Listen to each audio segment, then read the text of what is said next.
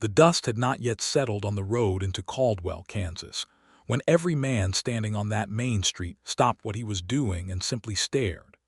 It was the summer of 1878, a year when the cattle drive still thundered north along the Kishom Trail, and the town of Caldwell sat right at the edge of civilization, a raw and sun-baked place where the wind never truly quit and the sky went on forever in every direction.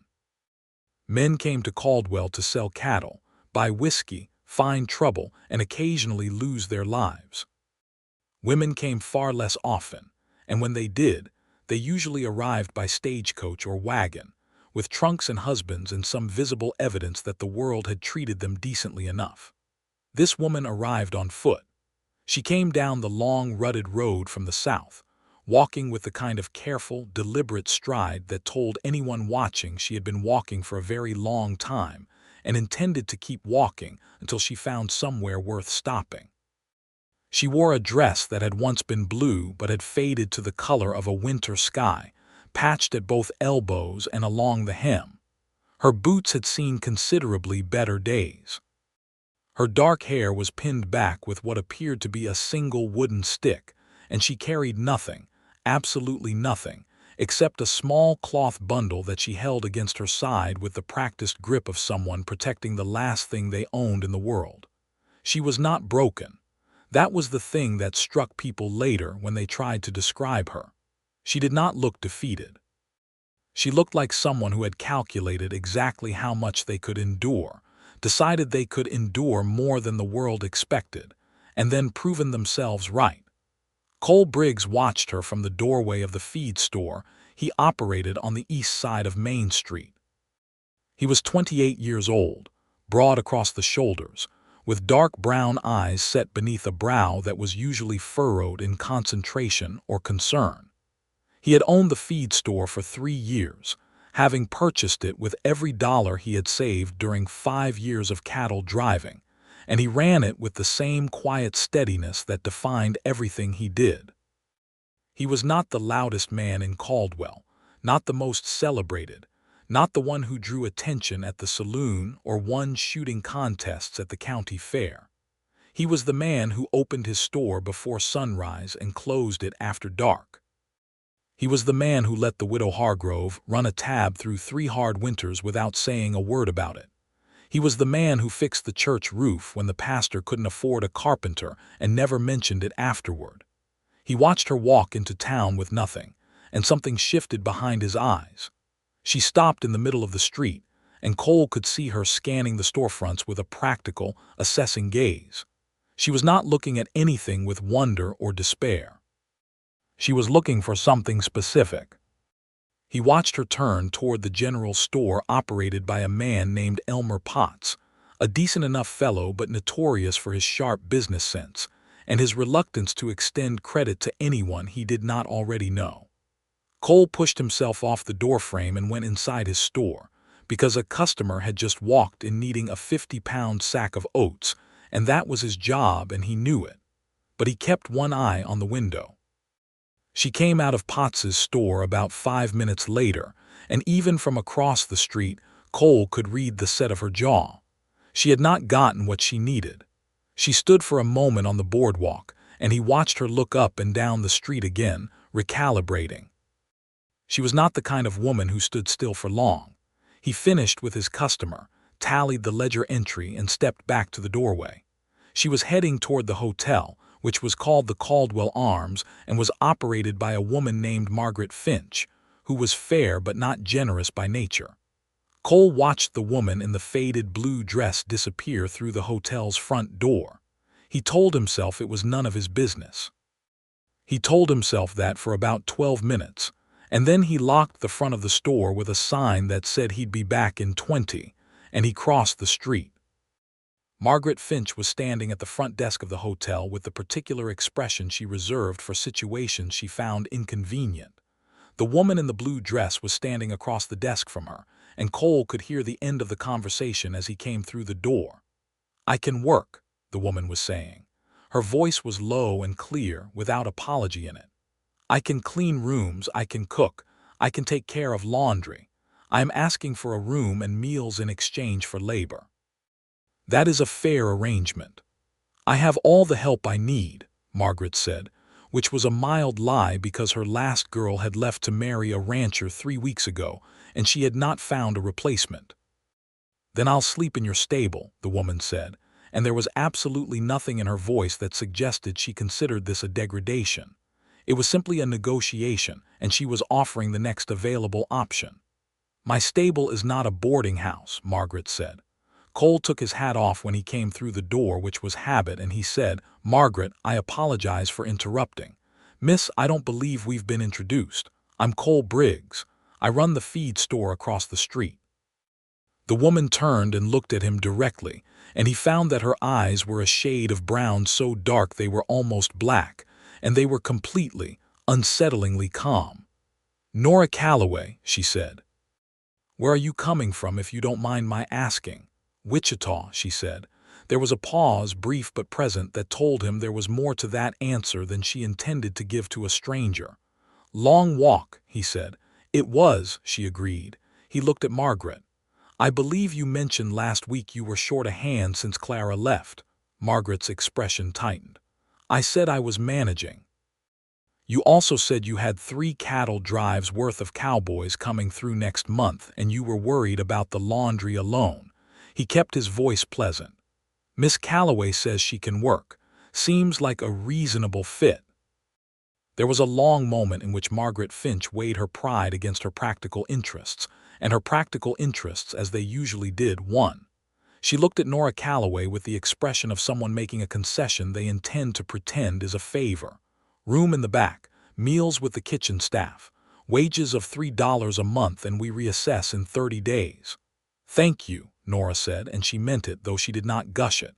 Cole put his hat back on. "Good afternoon, Margaret." "Miss Calloway," he turned to go. "Mr. Briggs," Nora said. He turned back. "Thank you," she said again, and this time she said it directly to him, and he understood that she knew exactly what he had done and was not too proud to acknowledge it, and that told him more about her character than another hour of conversation might have.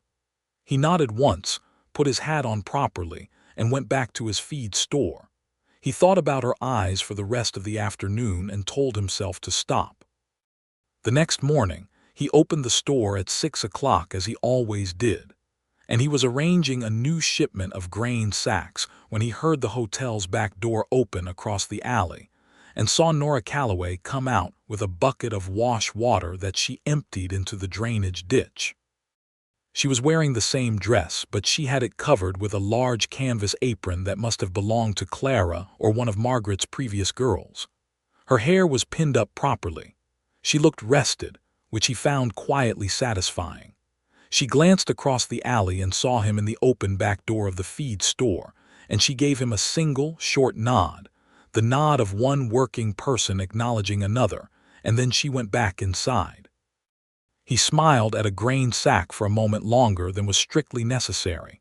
The days settled into a rhythm. Cole watched Caldwell the way a man watches a town he loves, but has learned to see clearly, all its roughness and its warmth together. And he watched Nora Calloway in the particular way of a man who is trying very hard to convince himself he is not watching someone. She worked at the hotel with a focused efficiency that even Margaret Finch eventually admitted was impressive. She did not gossip with the other women in town, not because she was unfriendly, but because she was busy, and she seemed to draw a careful line between being pleasant and being available. She had been in Caldwell for 2 weeks before Cole learned that she had walked from Wichita because the stagecoach fare was $1.60, and she had not had it. He learned this not from her, but from a conversation between Margaret and the pastor's wife, which he overheard while buying thread from the dry goods section of Potts's store. He did not let on that he had heard it, but that evening he stopped by the hotel on the pretense of asking Margaret about a large grain order for her kitchen, and on his way out, he passed through the narrow hallway where Nora was folding linens with the speed of someone who had done it many times before. "Miss Calloway," he said. "I hope you're settling in all right." She looked up from the stack of sheets. "I am, thank you. Margaret is fair." "She is," he agreed. He hesitated. I wanted to mention if you ever need anything from the feed store, flour or cornmeal or anything of that nature, you're welcome to come by. I keep fair prices." She looked at him steadily, and he knew she was evaluating whether this was charity dressed up as commerce. "I'll remember that," she said finally, which was not a yes and not a no, and he respected her for it. He went home to his small house at the edge of town and sat on the porch in the late summer dark and listened to the coyotes in the distance and thought about the fact that a woman had walked over 90 miles to get to Caldwell and had done it with a cloth bundle and an expression that refused to concede anything to the hardness of the world. And he thought that this was one of the most remarkable things he had witnessed in 28 years of living. 3 weeks after her arrival, a cattle drive came through that pushed 3,000 longhorns north along the trail, and Caldwell expanded and roared and smelled of livestock and leather and whiskey for 4 full days. The hotel was at capacity. The saloon did not close. Men slept in the stable, the barn behind the livery, and in rolls of canvas on the ground outside. Nora Calloway worked 18-hour days and did it without complaint, and Cole, whose own store was overwhelmed with drovers needing grain and tack and equipment, found himself working alongside that same kind of exhausted focus. On the 3rd evening of the drive, well after dark, he was closing up the store and counting the day's receipts when he heard a sound from the alley. He went to the back door and found Nora sitting on the step of the hotel's back entrance with her apron across her knees and her eyes closed, her head tilted back against the door frame. She looked so completely and absolutely spent that he felt a particular kind of concern that went beyond general goodwill. He went back into the store and came out with a canteen of water and a cloth-wrapped piece of bread and dried beef that he had been planning to eat himself. He set them on the step beside her without saying anything. Her eyes opened and she looked at the food and then at him. "You haven't stopped all day," he said. "Neither have I. It's not weakness, it's arithmetic." She almost smiled. It was the first time he had seen anything close to it on her face, and it changed her features in a way that knocked something loose in the center of his chest. She picked up the canteen and drank, and then she unwrapped the food and ate with the directness of someone too tired for pretense. "Thank you," she said, when the food was gone. "Don't mention it," he said, and he meant it literally because he knew she would not want it mentioned and he respected that. He sat down on the ground beside the step because it seemed rude to stand over someone who was sitting, and they stayed like that for a while, both of them too tired for complicated conversation, listening to the distant sounds of the cattle drive winding down for the night. "You came from Wichita," he said eventually. "Yes," she said. He waited. She looked at the dark sky for a moment. "My husband died 8 months ago. Fever. We had a claim on some land east of Wichita, but the bank held the note, and after he was gone, there was nothing to hold onto it with. They gave me 30 days. She said all of this with a factual precision that told him she had processed the grief alone and completely on that long walk south, and what she had arrived at was simply clarity. "I heard there was work in Caldwell. Your family?" he asked. "I'm from Missouri originally. My parents are both gone. I have a brother in St. Louis, but we've been out of touch." She paused. "I made my choices and I own them." "You do," he agreed, and there was nothing in his voice that suggested she should have made different ones. She looked at him then with the kind of look that is really a question, and he met it steadily, and after a moment she said, "You're a strange man, Mr. Briggs." "How's that?" "You help without making it feel like an obligation," she said. He thought about that. "My mother used to say that help you have to apologize for receiving isn't really help. It's just a transaction with extra steps." Nora Calloway looked at him for another moment, and then she actually smiled, a real one this time, not just the suggestion of one, and Cole Briggs decided in that particular instant that he was in a great deal of trouble. He stood up, retrieved the empty cloth from beside her, and tipped his hat. "Good night, Miss Calloway. Get some sleep when you can." "Good night, Mr. Briggs," she said, and there was something warm in it, something that had not been there 3 weeks ago. He walked home and did not sleep particularly well. though not for unpleasant reasons. The cattle drive moved on. Caldwell exhaled. The nights grew slightly cooler as August wore on, and Cole began noticing small things about Nora that accumulated the way interest accumulates, quietly and with increasing weight. He noticed that she had begun wearing a brown wool shawl in the evenings that he was fairly certain belonged to Margaret Finch's collection of lost and found items. He noticed that her boots were genuinely failing. The left one had developed a split along the sole that let the ground through on wet days. He noticed that despite everything, she had begun planting herself in the community the way certain kinds of plants plant themselves in difficult ground, not by being introduced and tended, but by simply being reliably present until everyone around them adjusted to their being there. She had started helping the pastor's wife, a kind woman named Helen Marsh, with the church's weekly charitable cooking for the town's poorest families, the aging miners and the families of men killed on the drives. She had started teaching the hotel owner's niece, a girl of 9 named Betsy, to read, using a Bible as the only text available. Cole knew this because he had delivered a grain order to the hotel one morning and walked past the small parlor to hear Nora's patient voice working through the words with the child, her tone completely without condescension. He found himself manufacturing reasons to walk past the hotel.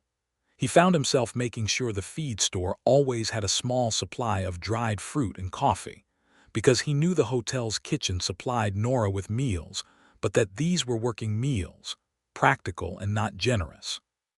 He found himself at the Potts General Store one Tuesday afternoon, and while he was there buying nails for a repair to his counter, he also bought a pair of women's boots in a size he had estimated by observing her feet as she walked across muddy ground.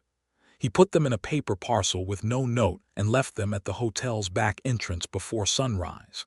He told himself this was the kind of thing anyone would do.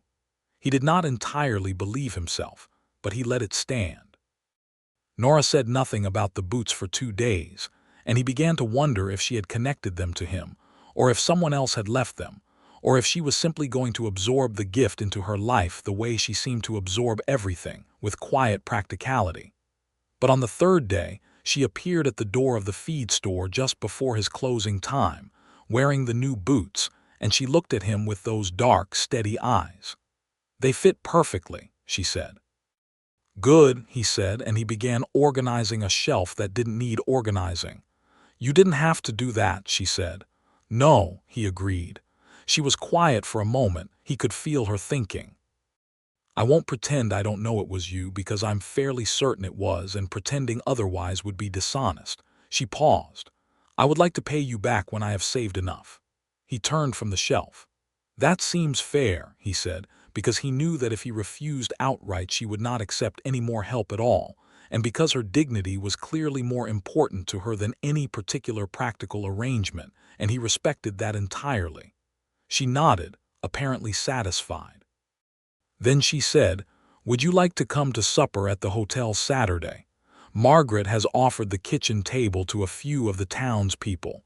It's not much, but it's decent company." It was the first invitation she had extended to anyone as far as he knew. "I'd be glad to," he said. The supper was a warm, crowded affair around Margaret Finch's broad kitchen table, with Pastor Marsh and Helen, Elmer Potts and his wife Ruth, and the town's schoolteacher, a measured man named Arthur Dean. Nora had helped cook, and the food was simple but very good.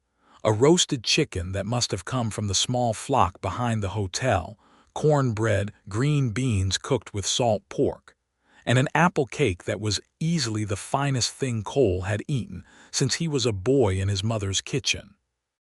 He sat across the table from Nora, and they talked mostly with the group. But there were moments, small and electric, when the conversation divided, and he found himself speaking only with her. And he noticed that when she spoke about ideas, about the books she had read, about the question of whether the railroads were going to eventually make the cattle drives obsolete, her voice changed in quality. It became animated in a way that he found completely compelling, because it was clearly real, not performed. and he understood that there was a great deal of Nora Calloway that the world had not yet seen, either because circumstances had not permitted it or because she had not yet found the people worth showing it to. Walking home that night under a sky that was absurdly full of stars, Cole acknowledged to himself, with the same practical directness he brought to everything, that he was in love with her.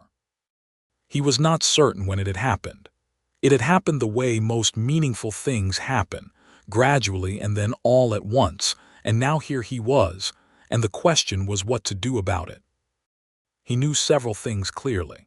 He knew she had been on her own for 8 months and had managed with extraordinary self-sufficiency, and that she was not the kind of woman who needed rescuing or who would appreciate being treated as though she did. He knew that she was still finding her footing in Caldwell, rebuilding something that had been taken from her through no fault of her own, and that any suggestion from him that carried the weight of romance before she was ready for it would be, at best, an imposition. He knew that what she needed most right now was probably a friend, a genuine one, someone who showed up reliably and without an agenda. He could do that. He was, in fact, very good at that. So he was her friend. He was a very good friend, the kind that appeared quietly and usefully at the right moments. When the hotel's water pump seized up in early September, he was the one who fixed it, along with Elmer Potts, who held the lantern, on a Sunday morning before church. When Nora mentioned to Helen Marsh that she had once loved to read but had no books, Cole happened to mention this to the schoolteacher Arthur Dean, who had a small library and was delighted to loan from it. And within a week, Nora had 3 novels and a book on natural philosophy that she apparently read with great enthusiasm. When the first cold snap of autumn hit in early October, Cole happened to have a surplus of firewood that he offered to the hotel at a considerably reduced price, the reduction being calculated to ensure Nora's room in the back would be properly heated without him having to say so directly. He was subtle about it. He was not entirely certain how subtle he actually was, because Helen Marsh gave him a very knowing look one afternoon that suggested the rest of the town was following this particular development with interest. Small towns are fundamentally communities of observers, and Caldwell was no exception. People watched Cole Briggs making sure Nora Calloway never went without anything she needed, and they watched with the benevolent attention of people who are privately rooting for an outcome. Nora was aware of it. She was too intelligent not to be. She was simply deciding what she thought about it, and she did this with the same careful deliberation she brought to everything else. The moment of decision, for both of them, came on an October afternoon that was turning cold from the north, the kind of afternoon that smells of coming winter and makes you suddenly, urgently aware of all the warmth you want to keep close to you. Cole was coming out of the feed store carrying a crate of supplies he was delivering to the church kitchen, and he nearly walked directly into Nora, who was coming around the corner at speed with her shawl wrapped tight around her against the wind. They both stopped abruptly, and the crate was at a slight angle, and she put both hands on it to help him steady it with the automatic reflexes of someone accustomed to managing physical tasks. They were very close together, both holding the crate, and the wind was doing something dramatic with her hair, and Cole looked at her and quite simply said what he was thinking, because he was not, at his core, a man who was good at not saying things that needed saying. "I would like to take you for a walk on Sunday afternoon," he said. "Just a walk, down by the river, if you're willing." She looked at him, searching his face with those dark eyes that had always seemed to him capable of reading significantly more than the surface of things. "Just a walk," she repeated. "For now," he said, because honesty seemed required. "I'd rather be straight with you about my intentions than pretend I don't have any. I do, but I am not in any hurry and I am not going anywhere." The wind gusted and she tightened her hold on the crate. Something in her expression moved, shifted, like ice deciding to break up in spring. "Sunday afternoon," she said. "Yes, all right." He smiled then, a full and genuine smile, and she saw it and she looked away, but not quickly enough to hide the fact that she was smiling too. The walk by the river was 2 hours long, and they talked about everything: her childhood in Missouri, his in Ohio, the cattle-driving years when he had seen more of the continent than he had ever expected to see, the particular smell of the Kansas prairies in spring when the wildflowers came in, the question of whether Caldwell would still exist in 20 years or whether the trails would shift and leave it behind, the way good bread smells when it comes out of a properly managed oven. They talked the way two people talk when they have been waiting to really talk and have finally been given permission, with the pleasure of conversation that is both easy and substantial. At one point they stopped on the bank of the Arkansas River and watched a flight of geese go over, heading south in the late afternoon light, and Nora said without looking at him, "I was very afraid when I came into this town." "You didn't look it," he said. "I know," she said. "I've had practice at not looking afraid." She was quiet for a moment. "I didn't know what I was going to find here. I had heard there was work, but I didn't know if that was true. I had calculated that I had enough strength left to get here, and that was about as far as my planning extended." He was quiet, letting her have the space of it. "And then you walked out of that feed store and helped me, and you did it so matter-of-factly that I almost didn't notice it happening." She glanced at him sideways. "I noticed." "I know you did," he said. "Why?" she asked. "You didn't know me." He considered this honestly. "I watched you walk into town, and I saw someone who was in a difficult situation and refusing to let it define her, and I thought that was worth something. Worth helping, I mean." He paused. "And then I got to know you and found out you were also remarkable, so that was an additional development." She laughed, a real laugh, surprised out of her, and it was the most beautiful sound he had heard in a long time. She turned to look at him directly, and she said, "You are a very good man, Cole Briggs." "I'm trying to be," he said. They walked back to town in the blue dusk with their arms nearly touching and a comfort between them that felt like something that had been built carefully over weeks and had now reached a point where it could hold weight. After that, things between them changed in the way that things change when two people stop pretending and start being honest about what they want. They began taking walks on Sunday afternoons as a regular arrangement. Cole began coming to the hotel for supper on Fridays, which Margaret Finch facilitated with an approval that she expressed through extra portions and slightly better cuts of meat. Nora began appearing at the feed store occasionally in the evenings when she had a free hour, ostensibly to borrow a book from the small collection Cole kept on a shelf near the counter. But she would stay, and they would read and talk and argue amicably about the ideas in whatever they were reading. And Cole found that arguing amicably with Nora Calloway was one of the genuine pleasures of his life. He held her hand for the first time on a Sunday walk in early November when the ground was frost-hard and the sky was the color of pewter.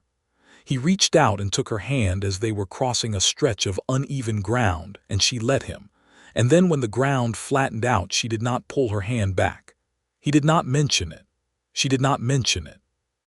They walked for another mile holding hands in the cold Kansas afternoon and talked about whether the railroad spur that had been proposed for Caldwell would actually be built. And when they got back to the hotel, he held her hand a moment longer than necessary at the door and looked at her. "Thank you for the walk," he said.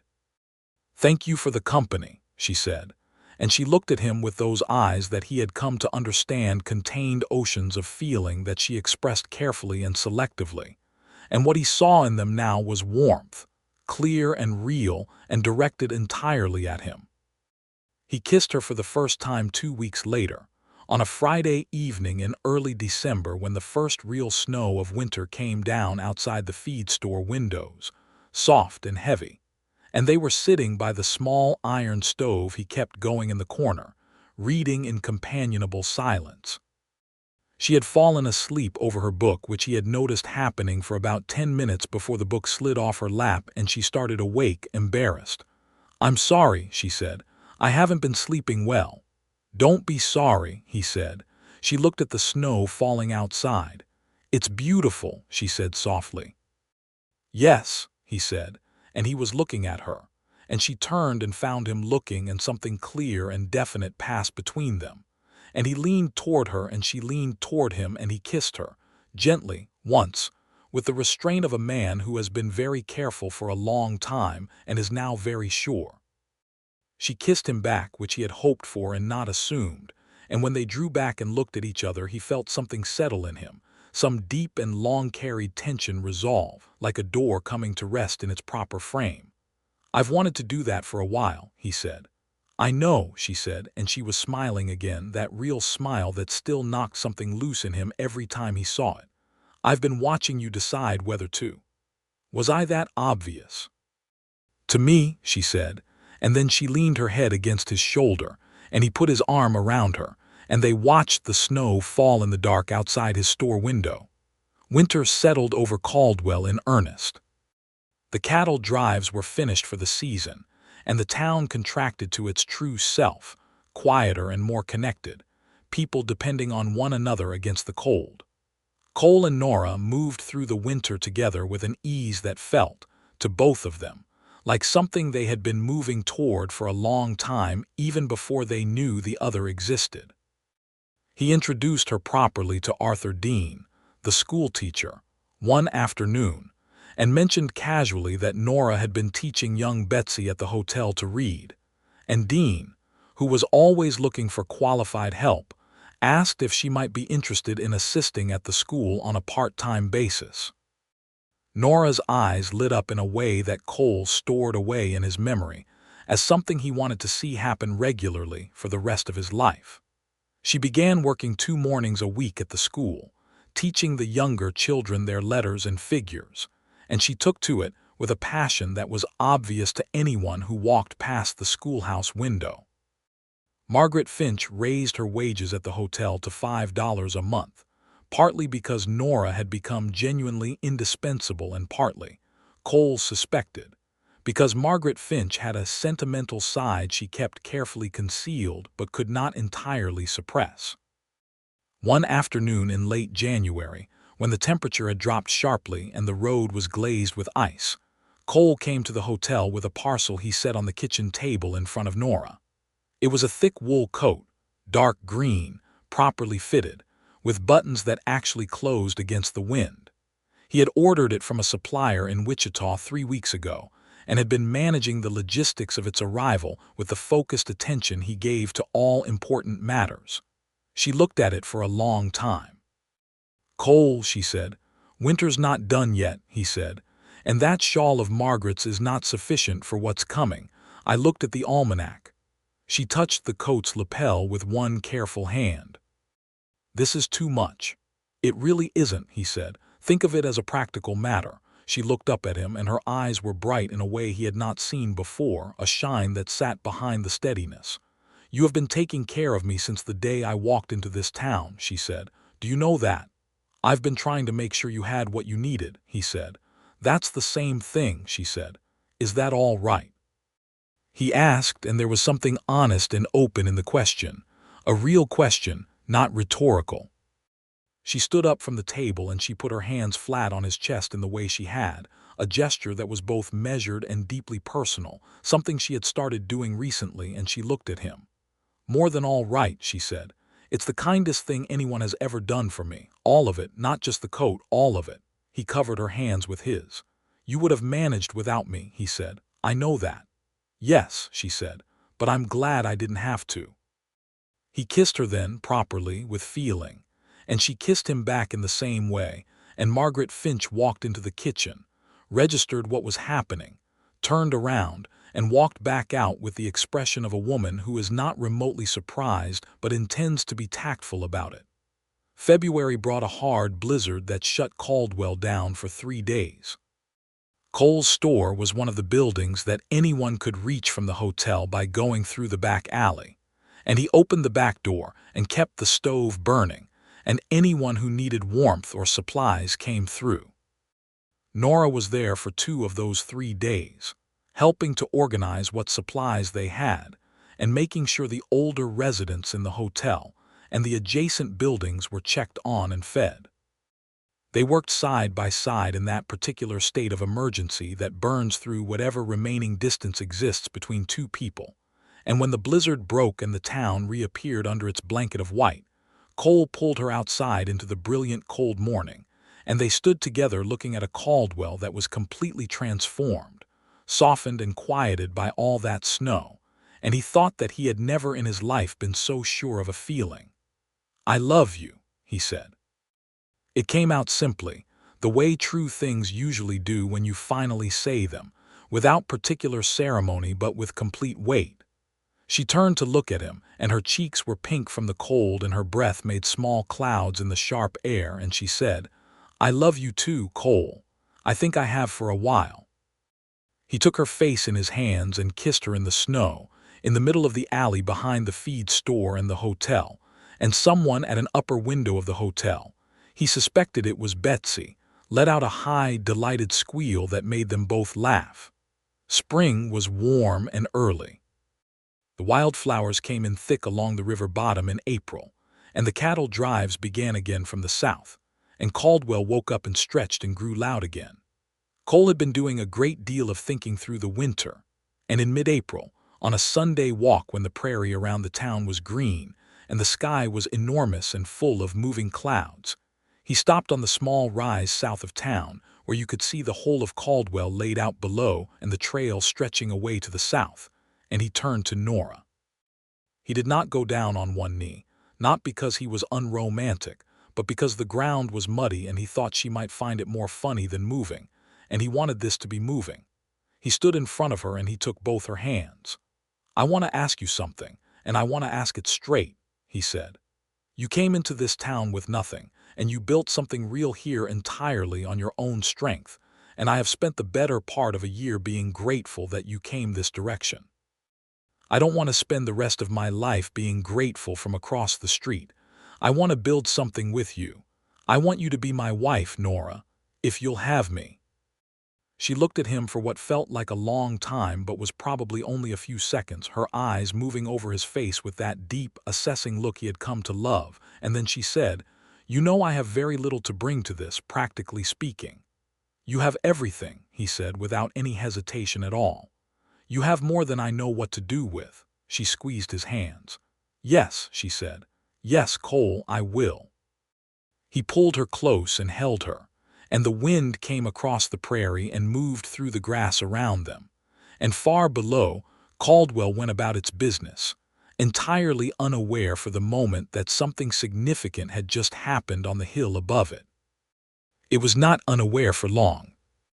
Small towns have their own particular telegraph, which operates faster and with greater accuracy than any wire, and by Sunday evening, Pastor Marsh had been approached by Cole to discuss the arrangements and was already planning the service, and by Monday morning, Helen Marsh had organized a gathering of the town's women to discuss appropriate contributions.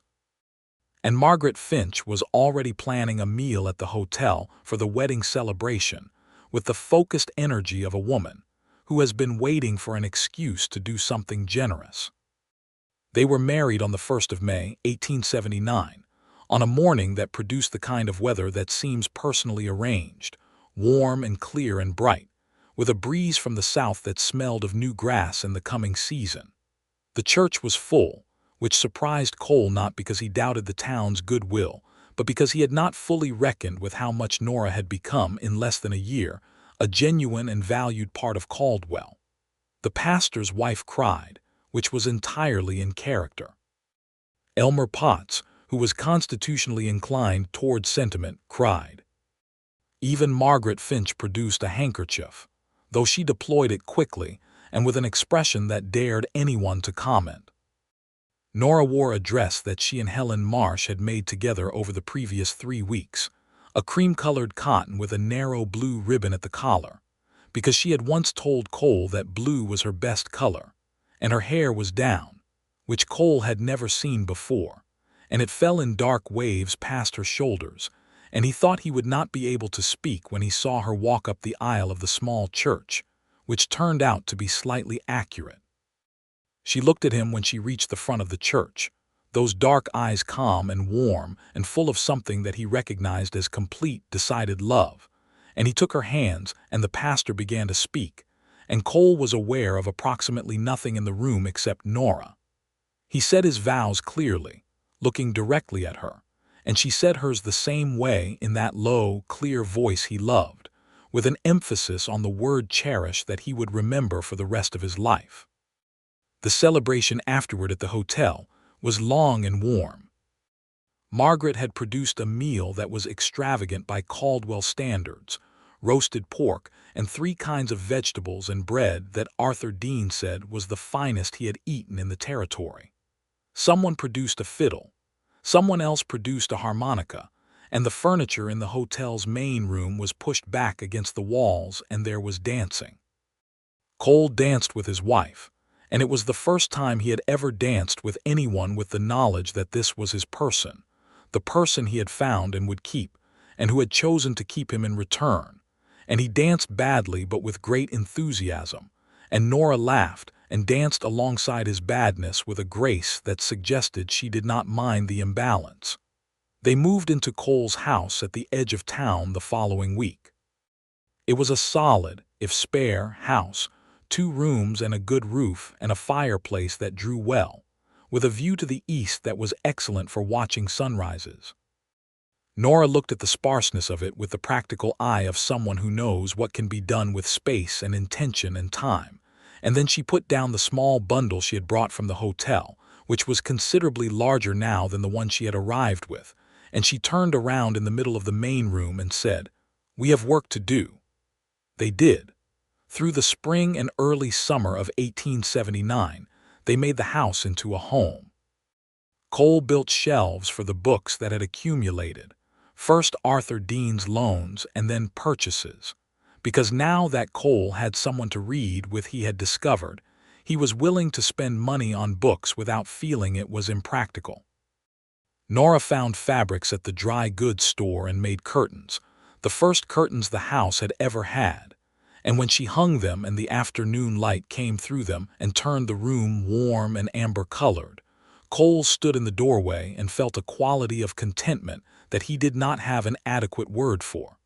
She continued at the school 2 mornings a week.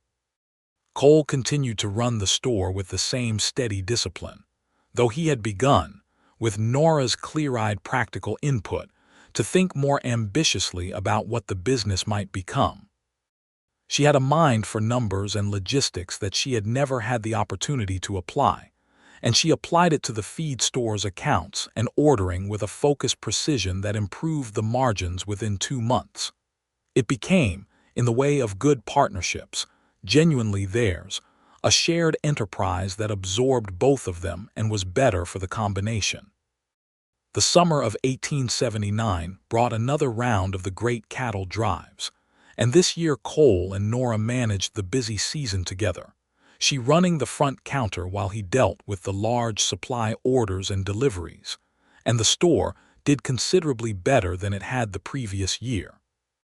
In the evenings they sat on the porch of their house and watched the sky go through its colors and talked about everything, all the things they were building and thinking and planning, and Cole would look at her in the evening light and feel the specific, profound satisfaction of a man who knows that he is exactly where he ought to be.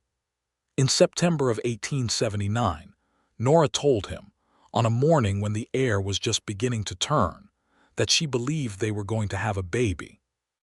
He looked at her for a moment with an expression she would later describe as the most unguarded she had ever seen on his face, something wide open and luminous, and then he crossed the kitchen in 2 steps and picked her up gently and carefully and held her, and she felt him exhale in a long, trembling breath against her hair. "Are you certain?" he asked. "Reasonably," she said. "We should speak to the doctor to be sure." "Yes," he said, and did not let go of her for another full minute. Dr. Emmett Hale confirmed it the following afternoon. They were going to have a baby in the spring. Hale was a measured and experienced man who had delivered a great many babies in his career and took a practical approach to these announcements, but even he allowed himself a small, warm smile when he saw Cole Briggs's face.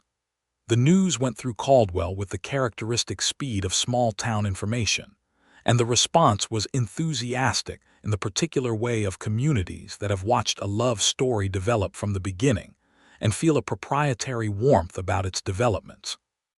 Helen Marsh appeared at the house within a day with a covered dish and 3 pattern books. Margaret Finch arrived the day after with a bolt of soft flannel. Arthur Dean sent a note of congratulations that was, for a schoolteacher, remarkably eloquent. The pregnancy was not always easy.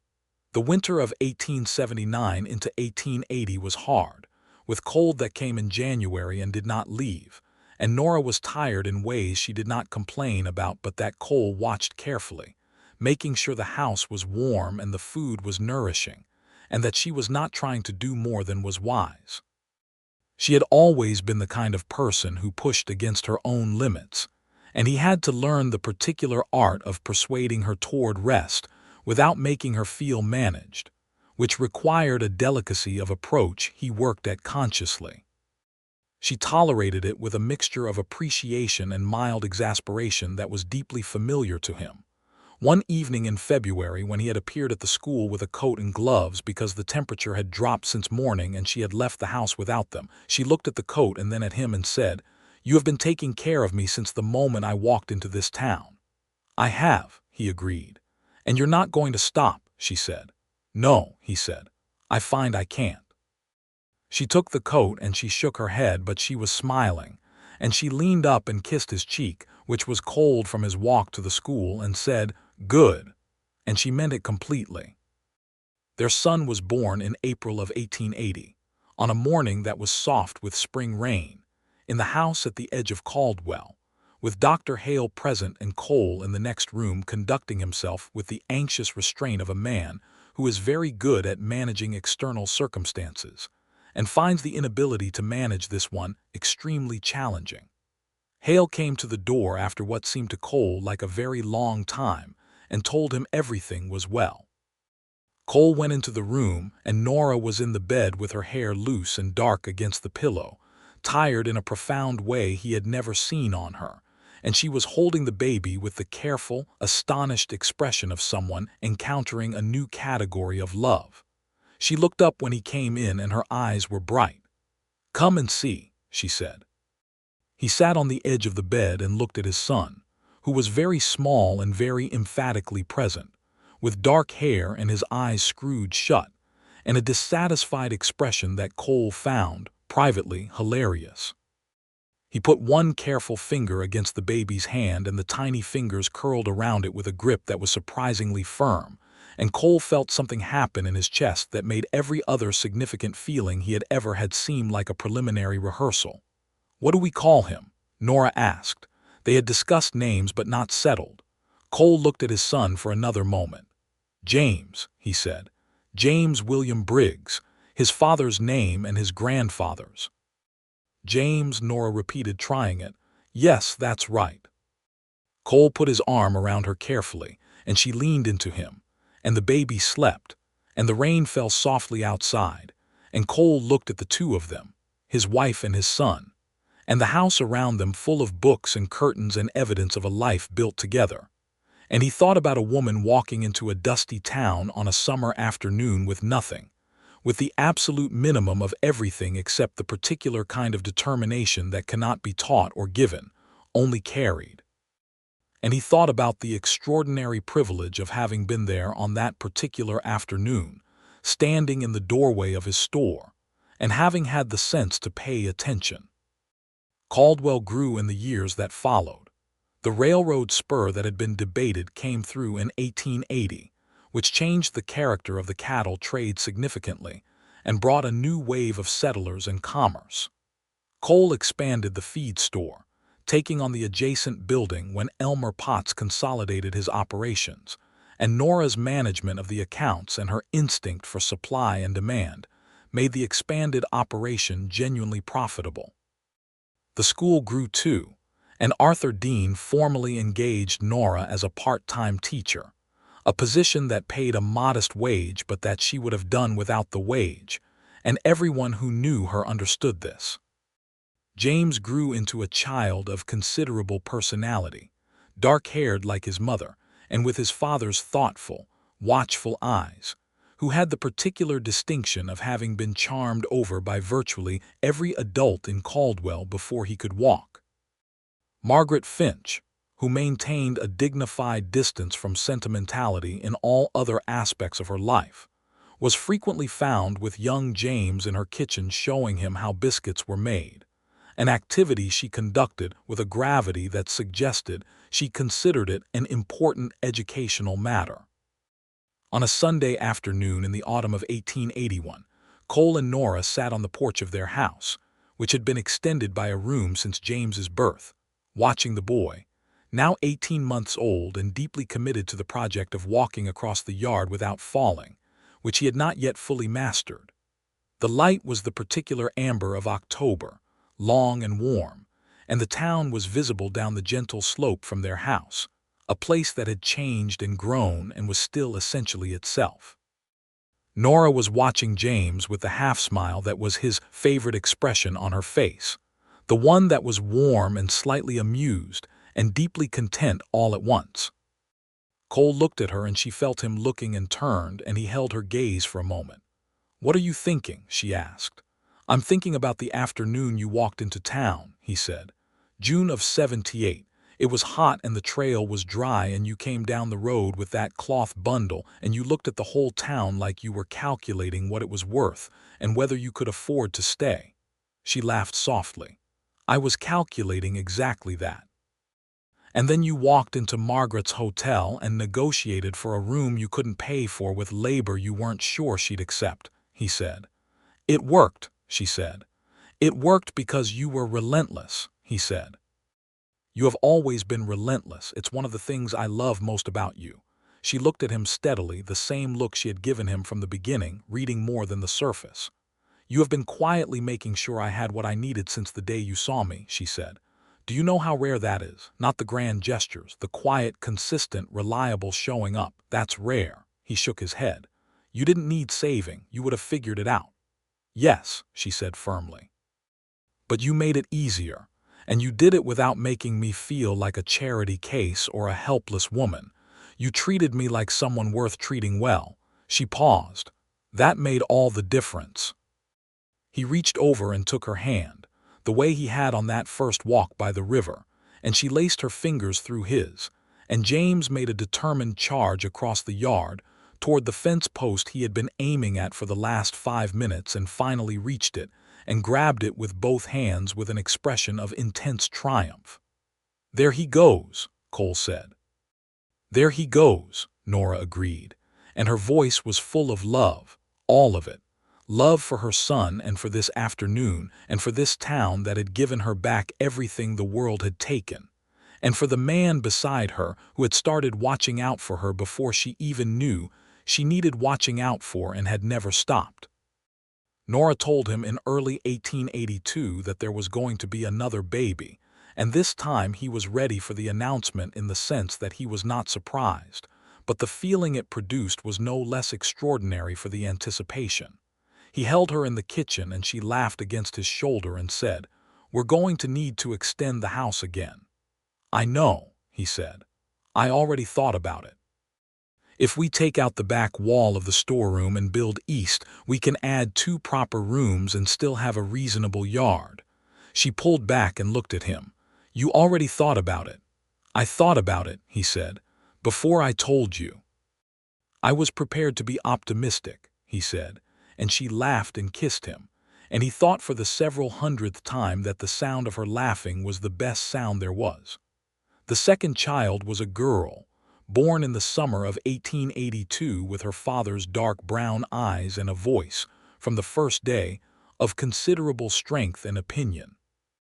They named her Clara Mee, the Clara from Margaret Finch's former hotel girl whose departure had left the vacancy that had opened the door to everything, a fact that Cole mentioned to Nora when they were deciding on the name, and Nora said that was exactly right, and Clara Mee was a name that suited the whole history of it. James was fascinated by his sister with the single-minded intensity of a 2-year-old encountering something truly new, and from the early days he was protectively and enthusiastically present in her vicinity, which alternately charmed and alarmed the adults around him, depending on the vigor of his expressions of interest. Caldwell continued to change around them. The cattle trail era was beginning its slow, inexorable wind down, pushed by the spread of barbed wire fencing across the Kansas plains and the expansion of the railroads, which made driving cattle hundreds of miles less necessary. Cole, who had always had the practical intelligence to see where things were heading before they arrived, had been quietly shifting the feed store's business for 2 years already, stocking more for the agricultural settlers who were coming in increasing numbers, thinking less about cattle and more about the crops that were beginning to transform the prairie. It was a good pivot, made at the right time, and the business was stable and growing. Nora's work at the school had become, by 1883, practically full-time in all but official designation. Arthur Dean had taken on a position in Wichita, and the school board, which was a body of practical people confronting a practical problem, had the good sense to recognize what they had and to formalize it. They offered Nora the position of head teacher for the Caldwell school at a proper annual salary, and she accepted it with a composure that held for approximately the length of time it took her to come home and tell Cole, at which point she sat down at the kitchen table and cried, the first time he had ever seen her cry. And he held her while she did and understood that this was not sadness but the specific overwhelm of receiving something you have wanted very deeply and did not let yourself acknowledge wanting too clearly, because the wanting of it made the not having of it harder. "You've earned this 10 times over," he said, when she had quieted. "I know," she said, and that too was not arrogance, just honesty, the same honesty she had always brought to everything. She wiped her eyes and straightened and looked at him. "I am going to be so good at this." "You already are," he said. "Now you'll just be properly paid for it." She laughed, wet-eyed still, and kissed him, and then went to the stove because supper needed attention, and he watched her move around the kitchen and thought about a woman walking into a town with nothing, and how nothing had been, in the precise technical sense of the word, a starting point. The years found their rhythm, as years do when the life they contain is genuinely good. James started at the school where his mother taught, and was a student of the kind that teachers privately appreciate, smart and curious, and occasionally exasperating in the specific way of children who ask questions that adults have not thought of. Clara Mee, when she reached the age of walking with confidence, immediately and permanently established herself as a person of fierce determination and remarkable ingenuity, traits that Cole recognized with a deep and affectionate recognition as her mother's, and that made him love her with a specific delight. The house had been extended twice now, and was full in the best possible sense. Full of books, which had multiplied from the original shelf to a proper case that Cole had built along an entire wall of the main room. Full of children's voices and the particular organized noise of a family that was busy in good ways. Full of the smell of good cooking, because Nora had, in the abundance of having a proper kitchen and the time and resources to use it well, turned out to be an excellent cook, and supper in the Briggs house was a frequently extended affair because people found reasons to stay. Helen and Pastor Marsh came regularly. Margaret Finch came on Sundays. Arthur Dean, when he visited from Wichita, stayed 3 days at a minimum and left looking measurably better than when he arrived. There were difficulties, because life in the real world always contains them. A harsh drought year in 1884 reduced the harvests and strained everyone's resources. Cole extended credit at the store further than was strictly comfortable, and lost some of it when 2 families abandoned their claims and left the territory. But the business survived it intact, and the families that stayed remembered what he had done, and showed their appreciation in the ways of people who know how to acknowledge a debt without making it transactional.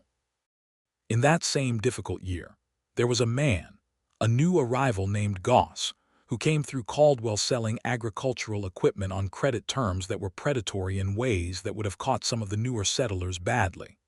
Cole, who understood commerce and contracts more clearly than most, saw what was in those papers and spent 2 evenings going around to the farms where Goss had been, sitting at kitchen tables with tired and financially stressed farmers, explaining what they were being asked to sign. Several deals did not proceed.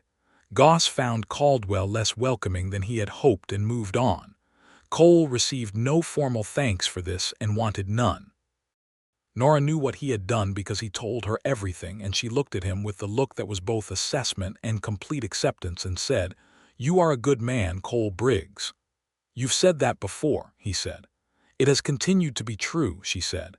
He kissed her temple. She leaned into him. Outside, the dry Kansas autumn wind moved around the house, and inside it was warm and full of the life they had built. By the middle of the 1880s, the wild character of the Kishom Trail era was definitively fading. The great cattle drives that had defined Caldwell's nature and economy were increasingly things of the recent past rather than the living present. Barbed wire had changed the open range forever. The railroad had changed the economics of ranching. The town adapted, as towns do or do not, and Caldwell, which had always had enough genuine community in it to survive the loss of its frontier character, adapted well enough. Cole was 35 in 1885, which he marked with the kind of understated pleasure of a man who genuinely likes the life he has, and therefore finds the continuing of it satisfying rather than alarming.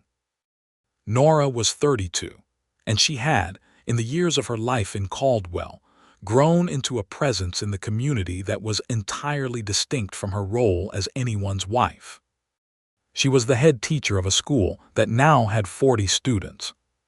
She was a person that families came to when they needed practical counsel about their children's education, or when they needed someone to read and explain a legal document they had received, or when they needed the particular combination of directness and warmth that she had always offered, and that had become, in these years, more settled and expansive, as though the security of her life had given her qualities that had always been there the room to fully develop.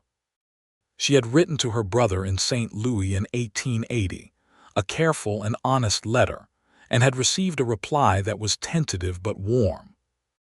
They had exchanged letters every few months since, and in the summer of 1885, her brother Thomas, a carpenter who had married and had 3 children of his own, came to Caldwell for a 2-week visit that was one of the most emotionally complex things Cole had witnessed, watching his wife reunite with a piece of her own history that had been separated from her by years and distance, and the disruptions that the hard decade of the 1870s had visited on many families.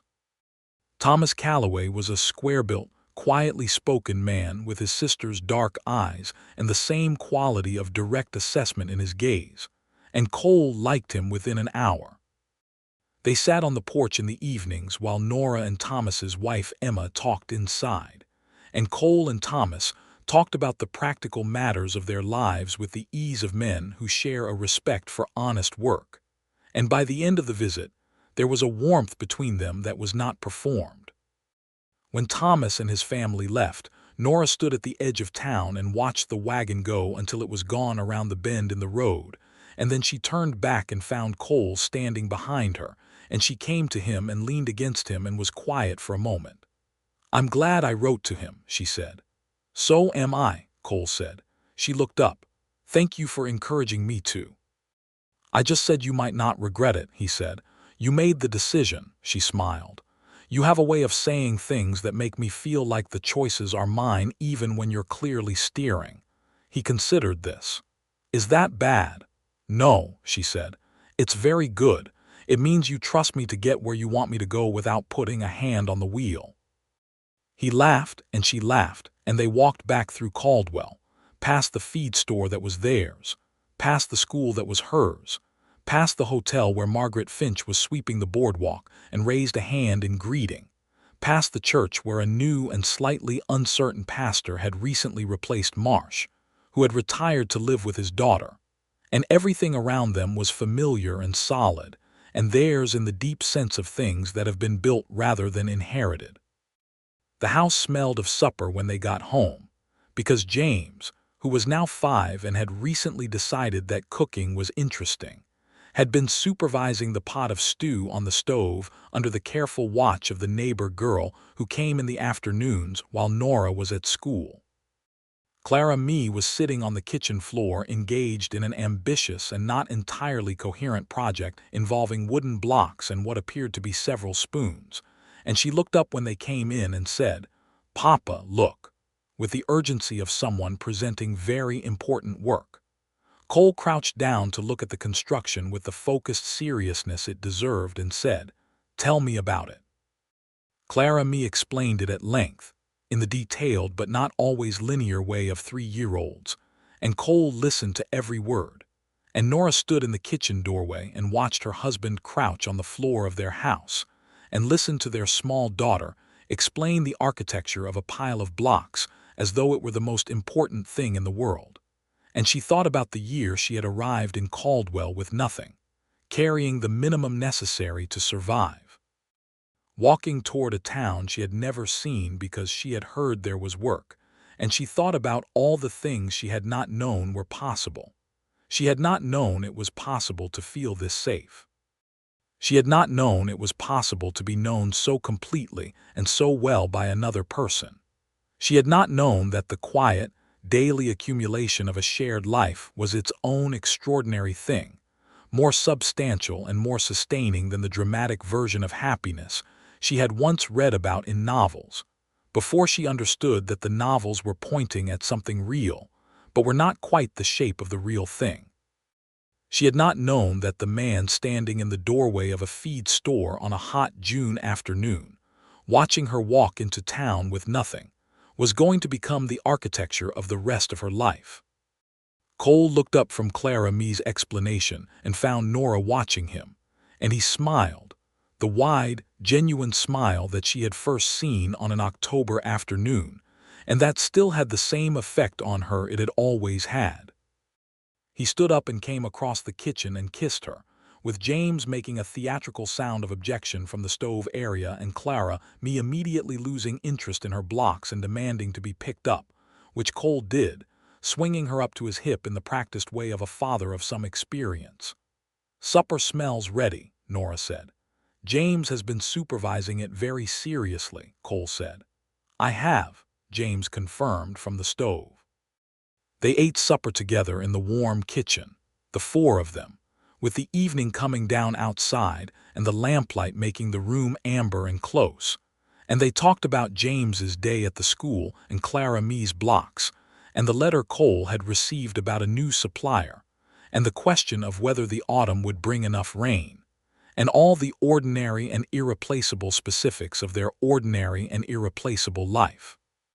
After the children were in bed, Cole and Nora sat on the porch in the warm September evening, the way they had sat on porches together for years now, and the sky was enormous and full of stars in the way that Kansas skies are, a vastness that never became ordinary, and Cole put his arm around his wife, and she leaned into him in the way she always did, perfectly and without effort, as though she had always fit there.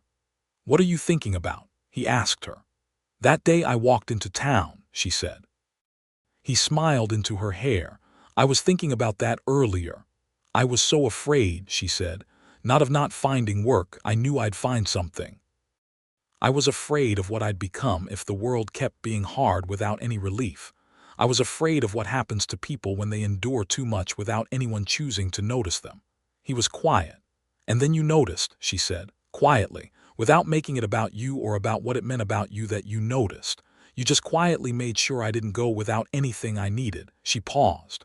"And then you turned out to love me." "I turned out to love you," he said, "very much." She turned her head and looked at him. "Thank you for that day," she said, "and every day after it." He looked at her, at those dark and steady eyes that he had been looking into for years now, and that still had the quality of being slightly more than he could read completely, always slightly more depth than the surface, and he thought that this was one of the great gifts of loving Nora, that she was not a finished thing, not a simple thing, and that knowing her was an ongoing activity that showed no signs of resolution. "Thank you for walking into my town," he said. She smiled and turned back to the stars. "Our town," she said. "Our town," he agreed. The stars went on and on. the way they do out on the Kansas prairie where there is nothing between you and the sky, and Caldwell was quiet below them, and the house behind them was full of the breathing of children and the small sounds of a life in good order. And Cole Briggs held his wife on the porch of the house they had built together, and felt the complete, settled, grateful weight of a happiness that had not arrived dramatically or all at once, but had been constructed, carefully and deliberately. From a June afternoon in 1878, when he had been standing in a doorway and had simply had the sense to pay attention, the years continued. Thomas and his family came again the following summer, and the summer after that, and what had been a careful, cautious exchange of letters became a genuine and warm family connection, the children playing together across the yard, with the loud, indiscriminate enthusiasm of children who do not require much history to establish a friendship. Cole watched Nora with her brother and saw something in her that she had not fully had when she arrived in Caldwell, a kind of wholeness, as though a piece that had been missing had been quietly replaced. James was 8 years old in the summer of 1888, and he had become, with the logic of children who observe their environments closely, deeply interested in the business of the feed store, appearing on Saturdays with the focused intention of being useful and the slightly misplaced confidence of a boy who has been told he is capable and has taken this seriously. Cole put him to work doing the tasks that were genuinely appropriate for an 8-year-old in a store: sweeping, organizing the smaller items on the lower shelves, writing numbers in the inventory ledger under supervision, and James attacked all of these with the seriousness of purpose that was purely his mother's. Clara Mee, at 6, had made it clear that she was not particularly interested in the feed store but was extremely interested in the school, where she had been a student for a year, and had developed strong views about the correct way to teach reading to younger children, which she expressed to her mother with a frequency and specificity that Nora found both amusing and genuinely useful. "She's going to be a teacher," Nora told Cole one evening. "Or a school superintendent," he said. Nora laughed. "Or a school superintendent," she agreed. In the autumn of 1888, Nora told him there was going to be a third child, and he received this news sitting at the kitchen table with the lamp burning between them, and he reached across the table and took her hand and was quiet for a moment with the feeling of it. "Are you glad?" she asked, with the directness that was purely her. "Beyond glad," he said. "Are you?" She squeezed his hand. "Yes. Though I am also aware that 3 children in this house is going to require that third bedroom we've been discussing for 2 years. I'll start on it in the spring," he said, "before the baby comes." "Before the baby comes," she agreed. He built the third bedroom over the course of March and April, working in the evenings after the store closed, with James appearing beside him with a focused expression and a small hammer that Cole had given him, genuinely useful in the ways that an 8-year-old can be useful and genuinely present in the ways that matter. Cole thought often during those evenings of building about his own father, a farmer in Ohio who had worked hard and been decent, and had raised Cole with the understanding that a man's measure was in what he built and who he was to the people he loved, and he looked at his son beside him with the small hammer and thought that he was doing his best to pass the understanding on. The third child was a boy, born in May of 1889, named for Cole's father William, and for no other reason than that it was right. Will Briggs arrived with his father's dark eyes and his own distinctive quality of serene observation, a baby who looked at the world around him with a contemplative focus that made Dr. Hale say he had the expression of a judge, which became a family joke that lasted years. Caldwell in 1889 was a quieter town than it had been in the Trail Drive years, more settled, more agricultural, with the rough edges of the frontier era smoothing into the kind of permanence that comes when people stop passing through and start staying. The feed store had become more explicitly an agricultural supply store, and Cole had hired a young man named Pete Dawson to help him run it, a serious and hardworking 20-year-old who had come from a failed homestead claim to the West, and who needed exactly the kind of steady employment and mentorship that Cole was well positioned to provide, because he had been on the receiving end of exactly that kind of generosity at key moments in his own life and understood its value. Nora, at the school, watched a generation of Caldwell's children learn to read and calculate and understand the shape of the world beyond the Kansas prairie, and she brought to this work the same quality she brought to everything: an unstinting respect for the people in her care, a refusal to assume limitation, a belief that capability was more common than the world tended to acknowledge. She and Cole talked about everything, still, in the evenings on the porch, or at the kitchen table after the children were in bed, talked about the books they were reading, and the problems they were thinking about, and the things they heard in the town, and the things they hoped for the future, and all the range of subjects that two people of genuine intelligence cover when they have been honest and open with each other from the beginning. Their marriage had never become the silent or reduced thing that marriages sometimes become when the first intensity passes. It had become deeper and richer, the way a river becomes deeper as it widens, carrying more. They argued sometimes, because they were both people of strong and intelligent opinion, and because strong people in genuine relationship inevitably encounter the specific friction of caring differently about the same thing. They argued about how much credit Cole should extend in a hard year, Nora's instinct being more cautious, and his being more generous. They argued about how James should be handled when he was caught in a deception, a single incident at age 9 that required careful navigation. They argued about whether to send to Wichita for a better quality of school textbooks, a project that would cost money they could manage but would require some management. They argued in the particular way of two people who respect each other enough to fight fairly and who know, in the middle of the argument, that it will resolve.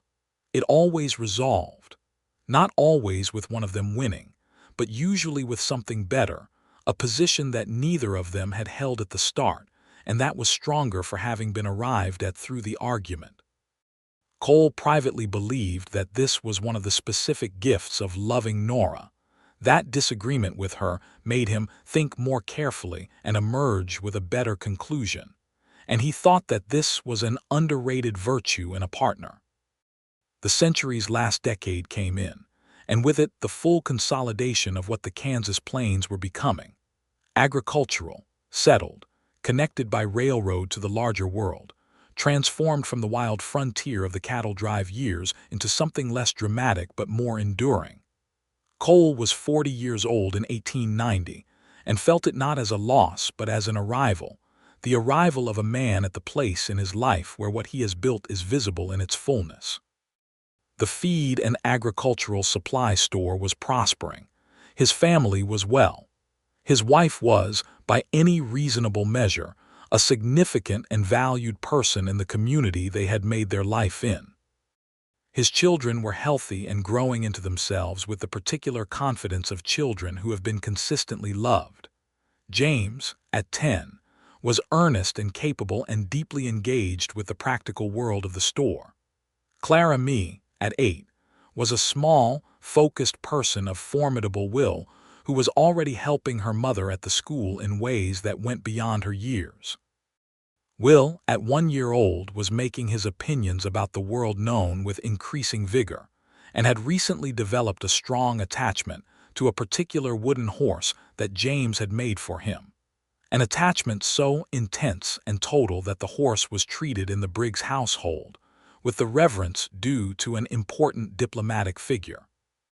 On a Sunday afternoon in the early summer of 1890, Cole and Nora walked down to the river the way they had walked on that first Sunday in October of 1878, following the same path along the bank of the Arkansas that they had walked when he first told her he wanted to take her walking, and she had said yes.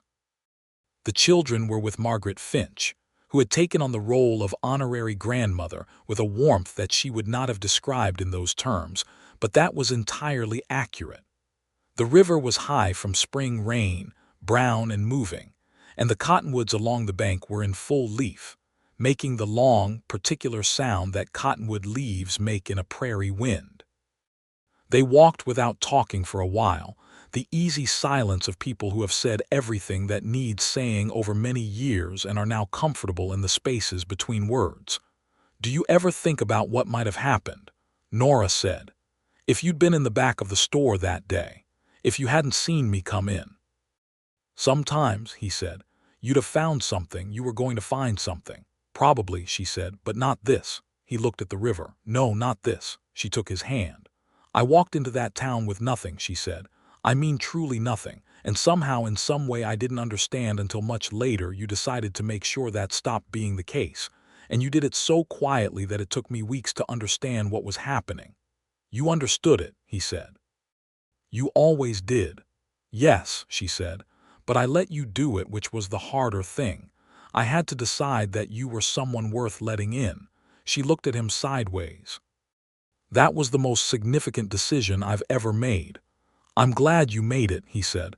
"So am I," she said. "Every day." They stood by the river for a while, his arm around her, the cottonwoods making their sound, the water moving past them toward whatever was south of Kansas. And Cole thought about 12 years, which is both a long time and no time at all. And he thought about the woman he had watched walk into town with nothing on a June afternoon in 1878, and whom he had quietly, consistently, without fanfare or obligation, made sure never went without again. And he thought that this had been the best and most important thing he had ever done, not because it had been so difficult, but because it had been so worth doing. They walked back to town in the afternoon light, hand in hand, back to the house and the children and the store and the school, and the life they had made together from that single starting point of a woman walking down a dusty road toward a town she did not know, carrying only what she absolutely needed, and the extraordinary resource of herself. Cole Briggs looked at his wife walking beside him and felt, as he always did and always would, the quiet, full, permanent satisfaction of a man who had paid attention at exactly the right moment, and who had spent every day since being glad that he had. The sun went down over Caldwell in long amber and rose, the way prairie sunsets do, painting everything in colors too abundant for restraint, and the town settled into its evening, and in the house at the edge of it, where the view to the east was excellent for sunrises, the lamps came on one by one in the windows, warm and steady in the coming dark.